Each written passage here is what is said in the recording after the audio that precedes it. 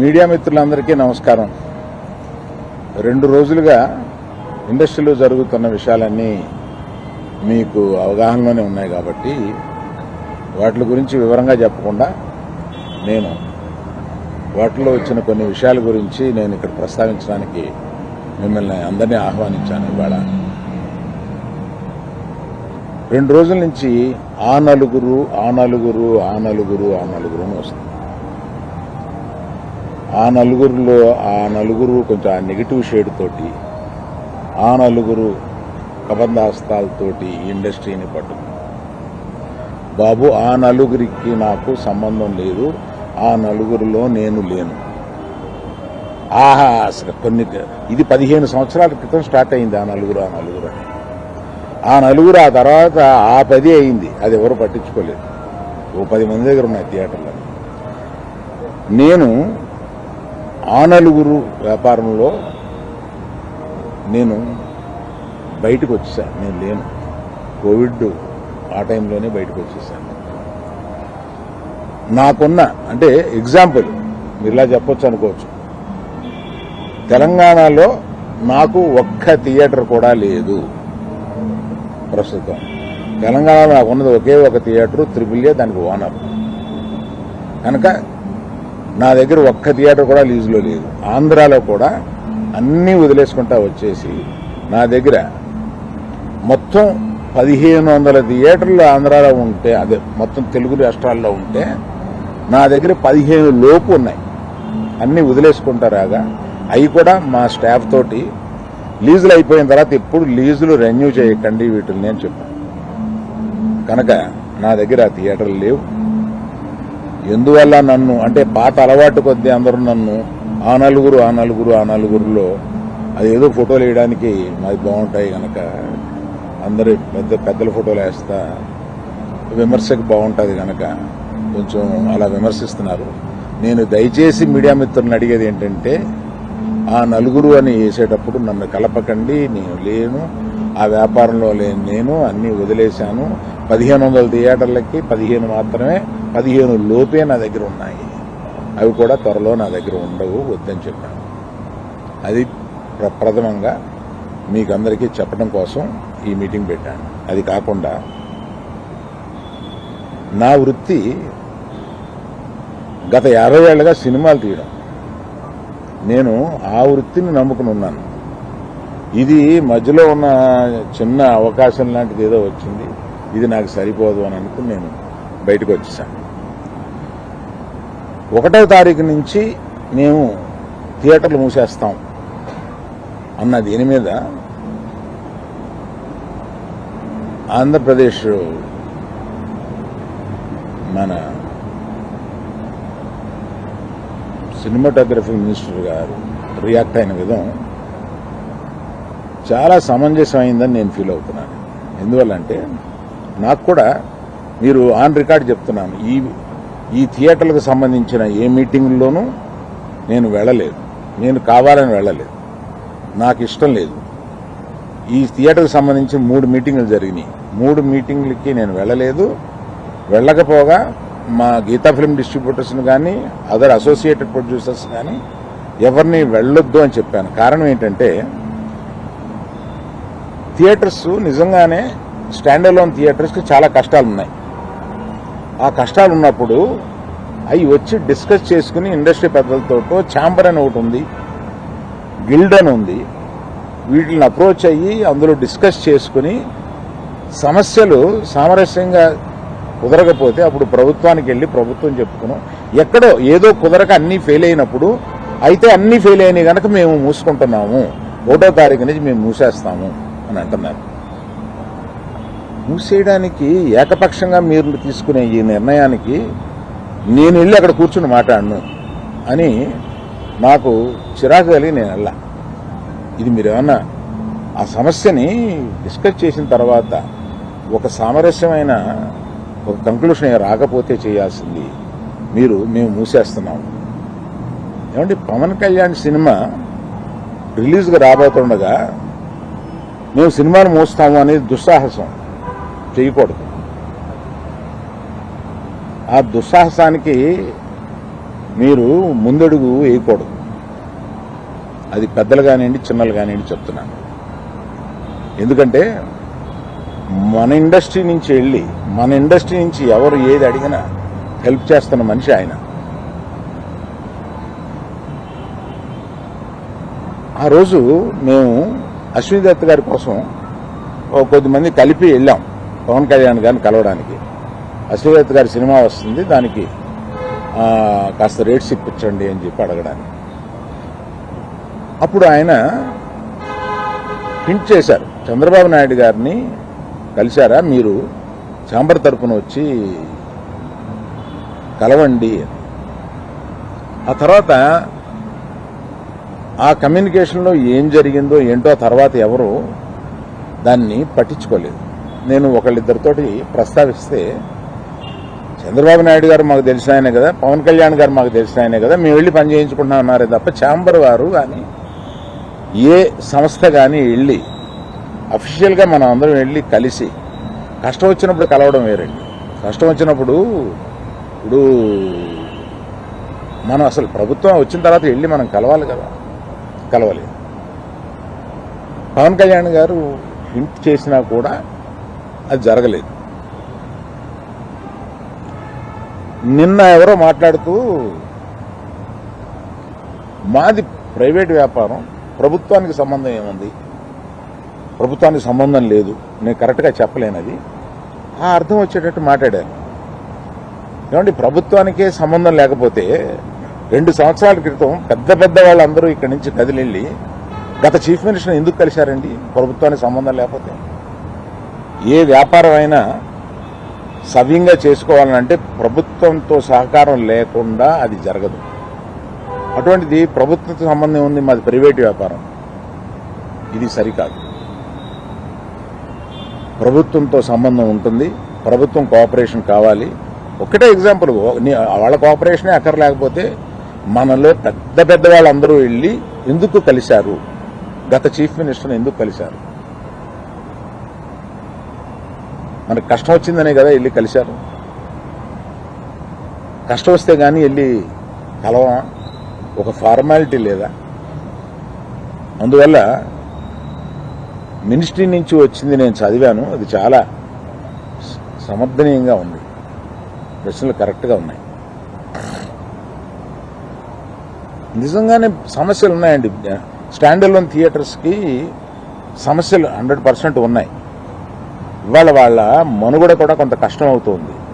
ఆ మనుగడ కష్టమైనప్పుడు వాళ్ళందరూ ఏకమై వచ్చి ఏం చేయాలా అని ఒక నిర్దిష్టమైన దీంతో కాకుండా ఇట్లాగా మేము మూసుకుంటున్నాము థియేటర్లో, ఇప్పుడు మీరు మాతో సంభాషణకి రండి, అది నాకు నచ్చక నేను వెళ్ళలేదు, అందరికీ వెళ్ళొద్దు అని చెప్పాను. మీరు దయచేసి, నేను మీకు కొన్ని ప్రశ్నలు ఉంటాయి, మీరు ప్రశ్నలు అడగొచ్చు. కేవలం మనం ఈ సమస్య వాళ్ళ మాట్లాడుకున్న దానికి పరిమితం చేయకపోతే జనరల్గా ఏమవుతుందంటే మీరు ఏదో అడుగుతారు, నేను ఏదో చెప్తాను, అది హెడ్డింగ్లోకి వెళ్ళిపోతుంది. అలా కాకుండా ఇవాళ హెడ్డింగ్ 1500 థియేటర్లు ఉంటే నా దగ్గర 15 మాత్రమే ఉన్నాయి, ఆ నలుగురిలో నేను లేను.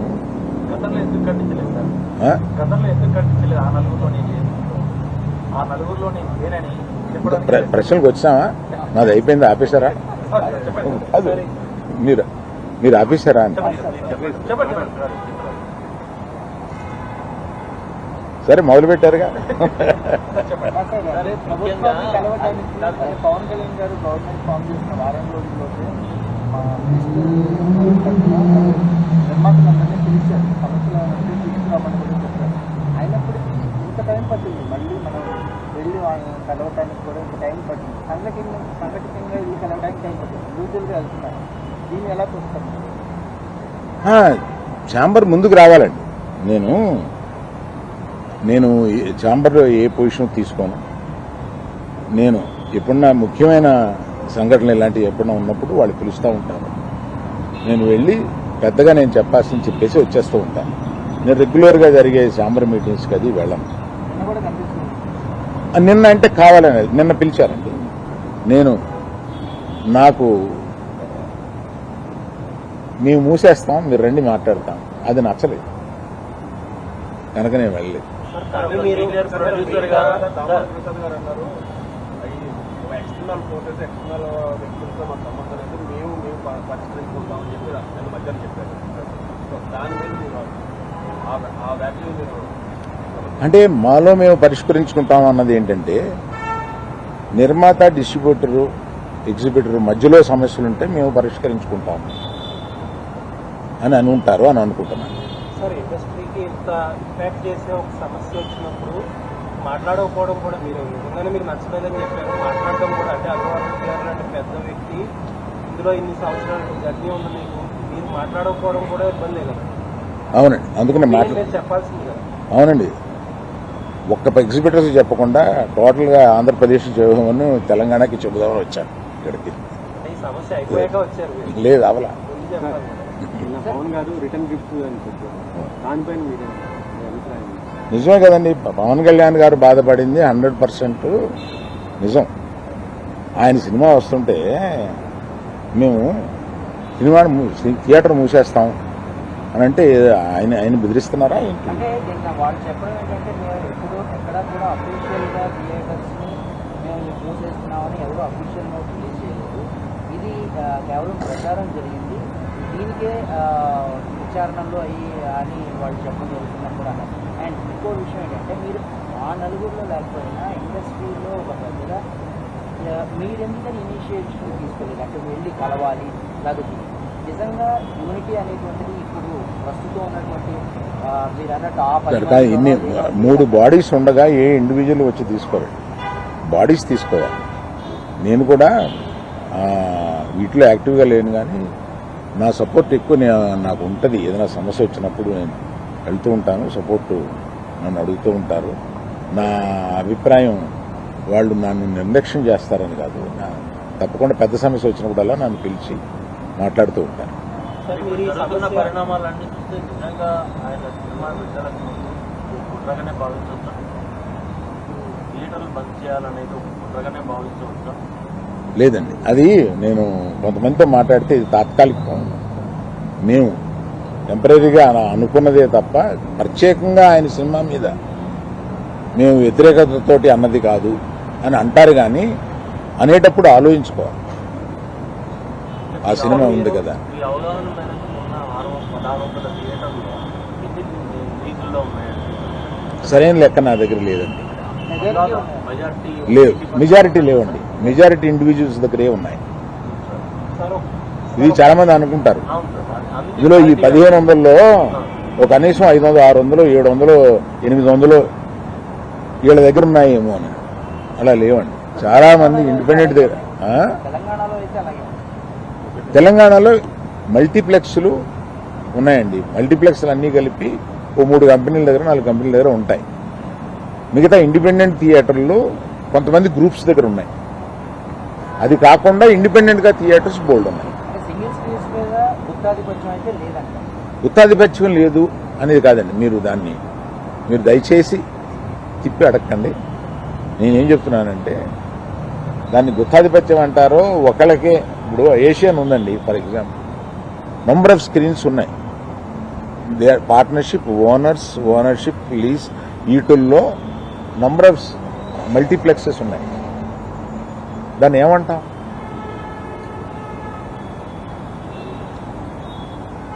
మీరేదో అడుగుతున్నారు. సార్, పర్సంటేజ్ విధానం కనుక తెస్తే స్టాండ్ అలోన్ థియేటర్స్ కంటే కూడా లీజ్ ఓనర్లకు ఎక్కువ బెనిఫిట్ అవుతుంది అని ఒక టాక్ అయితే ఉంది.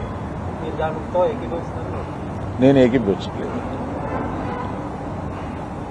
అసలు. అప్పుడైతే థియేటర్లకి మేలు జరుగుతుందంటే అది మరి దాన్ని సపోర్ట్ చేయాల్సిందేమో. థియేటర్లకు మేలు జరుగుతుందా లేదా, మీకు కావాల్సింది ఏంటి, థియేటర్ల వారికి కావాల్సింది ఏంటి? ఇక్కడ డిస్ట్రిబ్యూటర్ అనేవాడు ఒకడు ఉన్నాడండి, అతను మర్చిపోతున్నాను. డిస్ట్రిబ్యూటర్కి ఏం కావాలో కూడా ఆలోచించాలి. నా దగ్గర నుంచి సినిమా తీసుకెళ్లేది థియేటర్ ఓనర్ కాదు. నా దగ్గర నుంచి సినిమా తీసుకుని వెళ్ళేది ఒక డిస్ట్రిబ్యూటర్. ఆ డిస్ట్రిబ్యూటర్ కూడా ఏం కావాలో ఆలోచించాలి. సో నిర్మాతకి ఏం కావాలి, డిస్ట్రిబ్యూటర్కి ఏం కావాలి, ఎగ్జిబిటర్కి ఏం కావాలి. సార్, కాకపోతే ఒక వాదన డిస్ట్రిబ్యూటర్కి నష్టం జరిగితే ఆటోమేటిక్గా తక్కువ రేట్లు పెట్టడమో కొనడం మానేస్తూ చేస్తారా? నిర్మాతలు ఎఫెక్ట్ అవుతారు. నిర్మాతలు ఎఫెక్ట్ అయితే ఆటోమేటిక్గా రెమ్యూనరేషన్లు కూడా తగ్గుతాయని కొంతమంది అంటారు. అది ఫార్ ఫెచ్డ్ థాట్. సార్ ఇప్పుడు మీరు ఆ నలుగురిలో మీరు లేరు అని ఒక ఈ కూల్ డ్రింక్స్ ఇయే రేట్ ఎక్కువ టికెట్ రేట్ కంటే అవే ఎక్కువగా ఉంటున్నాయి కదా. అట్లనే నాకు క్లాస్ దాని మీద నాకు అవగాహన లేదు. మీరు లేనప్పుడు ఎప్పుడైనా తీసుకుని మీరు ఆల్రౌండర్ పర్సంటేజ్ విధానం ఎంతవరకు కరెక్ట్ అంటారు? ప్రొడ్యూసర్ డిస్ట్రిబ్యూటర్ అంటే అదే ఛాంబర్ వారు సీరియస్ గా డిస్కస్ చేస్తున్నారు కదా, ఒక నిర్ణయంలో వచ్చిన తర్వాత నేను చెప్తాను. అంటే మీకు ఎక్కువ అనుభవం సార్, మీరు చెప్పాలి. ఏపీ, తెలంగాణ, కర్ణాటకలో తప్ప మిగతా అన్ని చోట్ల కూడా ఈ పర్సంటేజ్ విధానం నడుస్తుంది అని, కేవలం ఈ మూడిట్లో మాత్రమే ఈ రెంటల్ విధానం నడుస్తుందని కూడా అంటారు. ఏమండి, తెలుగులో మాత్రమే ఎందుకు గొప్ప సినిమాలు వస్తున్నాయి? దీనికి ఒక కారణం చెప్పగలం. అలాగే ఆ పరిస్థితులను బట్టే వస్తుంది తప్ప అన్నిటికీ ఓ రీజన్ ఉంటుంది. సరే డిమాండ్ ఫస్ట్ ఈస్ట్ గోదావరిలో స్టార్ట్ అయింది. మీరు ఫాలో అయ్యి ఉంటే ఫస్ట్ ఈస్ట్ గోదావరిలో స్టార్ట్ అయింది. వాళ్ళు పిలుపునిచ్చే టైంకి అసలు జూన్ 12న పవన్ కళ్యాణ్ గారు సినిమా వస్తుందని ఎవరికి తెలియదు. అప్పటికి అనౌన్స్ కూడా చేయలేదు. వాళ్ళు ఏదో పోస్ట్ పోన్ అయింది, ఏదో జరిగింది. సో అసలు ఇలాంటి ఉద్దేశమే లేదు హరిహర వీరమల్లుని ఇబ్బంది పెట్టే ఉద్దేశం. కాకపోతే ఈ పర్సంటేజ్ విధానం, ఈ థియేటర్ స్ట్రైక్ని వ్యతిరేకించే వాళ్ళు తీసుకొచ్చి పవన్ కళ్యాణ్ గారు సినిమాని ఇందులోకి లాగారు. సో దట్ ఏంటంటే పవన్ కళ్యాణ్ గారు అంటే భయపడి అదన పార్టీ తగ్గుతుందని చెప్పి అంటారు. ఏమండి, ఒకవేళ స్ట్రైక్ చేయాలనుకుంటే తర్వాత ఇంకొకసారి అయినా చేస్తారు. పవన్ కళ్యాణ్ గారి సినిమా గురించి వెనక్కి వెళ్ళిపోయిన వాళ్ళు ఇది మూసేయాలనుకున్నప్పుడు ఇంకోసారి కూడా వెళ్ళి మూయొచ్చుగా, మూస్తారు. కానీ ఈ సమస్యను డిస్కస్ చేయకుండా ఏకపక్షంగా అలా అనడం అనేదానికి నేను వ్యతిరేకం. అందుకని నేను ఆ మీటింగ్కి వెళ్ళలేదు. సార్ మీరు ఇప్పుడు థియేటర్స్ మీద మీకుండే సింపతి మీకుంది, మీరు ఇప్పుడే చెప్పారు. బట్ జెన్యూన్ కాజ్లో సఫర్ అయ్యే వాళ్ళు కూడా ఉన్నారు. ఇది మొత్తం అదంతా సైడ్ ట్రాక్ అయిపోయి ఇప్పుడు మొత్తం పవన్ కళ్యాణ్ గారి చుట్టూరు, హరిహర వీరమల్లు చుట్టూరు తిరుగుతుంది. ఇన్ఫాక్ట్ ఆ ఇష్యూ లేకపోతే మీరు బయటకు వచ్చేవారు కాదు. దీన్ని ఎలా చూడొచ్చు అంటారు? మీరు చెప్పిన దాంట్లో ప్రశ్న ఏం లేదు, ఎలా చూడొచ్చు? అంటే ఇప్పుడు ఇష్యూ అంతా అసలు రియల్ ఇష్యూ అంతా సైడ్ ట్రాక్ అయిపోయింది. ఎవరో దాని గురించి మాట్లాడట్లేదు. ఇప్పుడు మొత్తం మాట్లాడేదంతా హరిహర. అది మీ అభిప్రాయం అయితే ఇక్కడికి వచ్చి చెప్పండి.